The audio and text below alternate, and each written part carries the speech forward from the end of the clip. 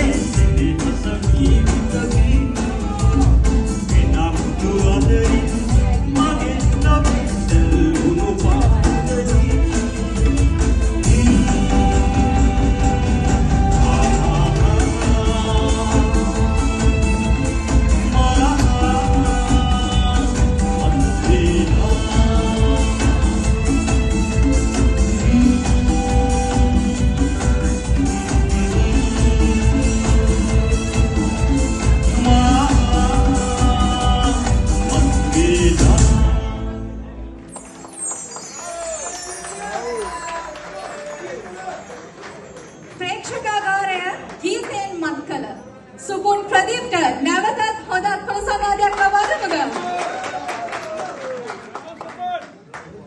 මට හිතෙන්නේ ප්‍රේක්ෂකයෝ බොහොම කුල්මත් වෙලා ඉන්නේ සුපුන්ගේ ගායනයත් එක්ක.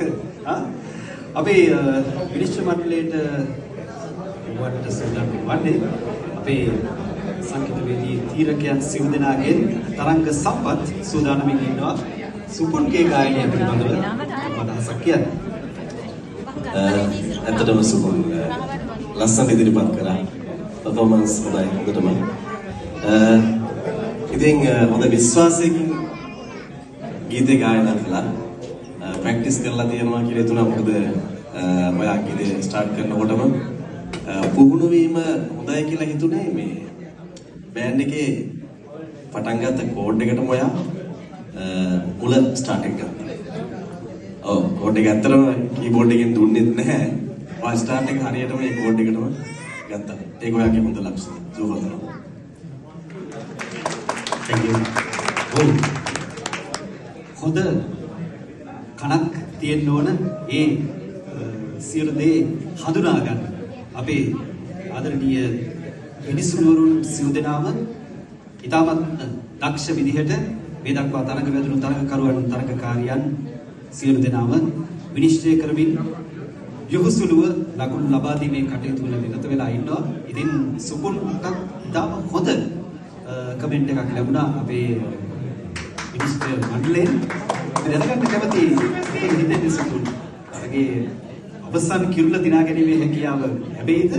මොන වගේ බලාපොරොත්තුවක් තියෙන්නේ? ලොකු බලාපොරොත්තුවක් නැහැ. මට ඇත්තට උවමනාව තිබ්බේ මේ වගේ පාර්ටිසිපේෂන් එකක්. ඒ කියන්නේ මේ වගේ ලොකු ඉවෙන්ට් එකක ස්ටේජ් එකක මේ වගේ ඔඩියන්ස් එකක් එක්ක ලොකු දෙයක් කරලා ඒ කියන්නේ මට කියලා කන්ෆිඩන්ස් තියනවා කියලා මගේ යාළුවන්ට යා බලන්න ඉන්න කට්ටියට පෙන්වන්න එච්චරයි. Thank you very much.